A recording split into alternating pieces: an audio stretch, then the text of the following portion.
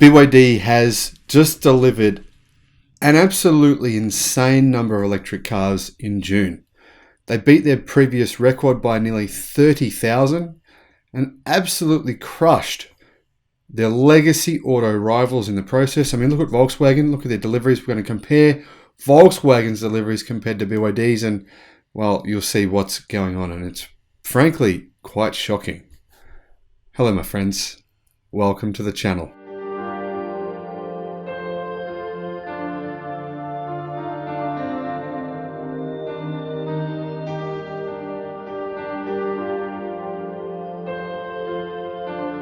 On the Electric Viking, great to see you. It's Sunday night and it is 1 a.m. So actually it's Monday morning, 1 a.m. here in Melbourne, Australia.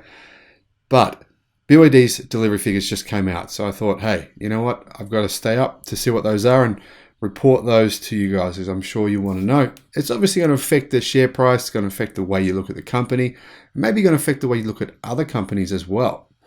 Why do I say that? Well, for example, Volkswagen, right? They delivered 99,000 electric cars worldwide over the first quarter of this year. And the media said that was a fantastic, what an amazing job they did. They beat the same quarter last year, the previous first quarter of 2021. Incredible. Volkswagen should be praised. Well, if we compare those delivery numbers, right, with, say, rivals such as BYD, well, BYD just delivered 135,000 electric and plug-in vehicles alone in the month of June. That is crazy because 70,000 of those were fully electric, right? 65,000 were plug-in hybrid. So that means BYD delivered, well, not that far off, really not that far off Volkswagen's entire delivery for the first quarter of this year in a single month. And the crazy thing is, if you have a look at BYD's deliveries for the first quarter of last year, you can see that BYD delivered just over about 42,000 electric cars for the first quarter last year. Volkswagen delivered 60,000 during that same period, meaning they were well ahead of BYD. Now the exact opposite has happened, right? BYD has not only leapfrogged Volkswagen, but they've just started accelerating, running ahead. It's really not even a race anymore. They're not even close in terms of their deliveries. The gap is just simply widening. The other fascinating thing is battery production. BYD's battery production is crazy. It's ramping up at an incredible speed. So let's have a look at how BYD did in the same month of last year. Last year, in the month of June, BYD delivered a total of 41,366 cars. So that means that June of this year, they've delivered more than 3 times as many cars as they did in June of last year. And June of last year wasn't a bad year for them. It was just part of a gradual ramping up through that they had they had a progressive improvement every single month last year. For example, February, 10,000, March, 24,000, April, 25, May, 32, June, 41, July, 50, August, 61, September, 71, October 81, November 91, December 93, January 93, February, the worst month of the year for Chinese automakers, of course, still 88. Then they go up, March 104,000, April 106,000, May 115,000, then 134,000. And clearly, BYD are now the second largest manufacturer in the world of electric cars. It's not really a question of will anyone overtake them? It's more a question of can they potentially overtake Tesla? Do I think they will? They could, but it won't happen this year. The chances of it happening this year are very low. Could it potentially happen though by 2025, for example? Yeah, it is possible. The key reason is because a lot of BYD's cars are much more affordable than Tesla vehicles, of course, and they have a much wider range. So they have a $17,000 electric hatchback. Then they have cars that start from electric cars starting from $14,000 US. It's a really different game there. However, BYD do have much more expensive cars. Now there was a comment on our YouTube group from someone saying that Chinese buyers don't buy expensive Chinese cars. And I commented under there saying, you clearly don't watch my YouTube channel. I'm not sure why you're part of this group. To be honest, I've pointed out many times on this channel how luxury electric car sales are dominating the market, right? If they are Chinese. In comparison to their legacy auto counterparts, those are not selling. The luxury Chinese variants are selling far better than their legacy variants. And that's the same for BYD. BYD is actually selling a lot of fairly high-priced EVs as well as their more affordable ones. I mean, let's have a look at the breakdown and you'll see what I'm talking about. First of all, their flagship Han, which is not a cheap car. I mean, the average transaction price of these cars is around about $45,000 US. Many of them are well over $50,000. They delivered 25,000 of those in June. That's an increase of 203% year over year. And the interesting thing is, I mean, the Han is the most expensive of BYD's sedans currently on sale, and yet it's the most popular. Now, the second most popular vehicle that BYD has right now, in terms of sales, is the BYD Song family. They're SUVs. They aren't particularly cheap either. BYD does sell the Yen Pro, the Yen Plus. They're much, much cheaper, more affordable car. However, they're selling a lot more of the Song. What about the BYD Tang, which is actually an average transaction price there of closer to the 50 to 60,000 US dollar mark? Well, they delivered 8,134 of those in June. The BYD Qin family, they sold 26,623 of those. And the BYD Yen family, they delivered 19,731. The BYD Destroyer 05, which is a plug-in hybrid, there were 7,500 of those delivered. And the BYD Dolphin, surprisingly, only 10,376.